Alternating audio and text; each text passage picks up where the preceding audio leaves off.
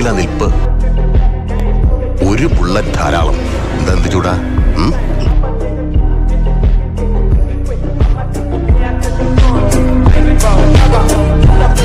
ഒറ്റ തന്തയ്ക്ക് പറഞ്ഞവനാണെങ്കിൽ കൈയും നെഞ്ചും വിറയ്ക്കുന്നില്ലെങ്കിൽ നീ ട്രിഗർ ഒന്ന് വലിക്കടാ.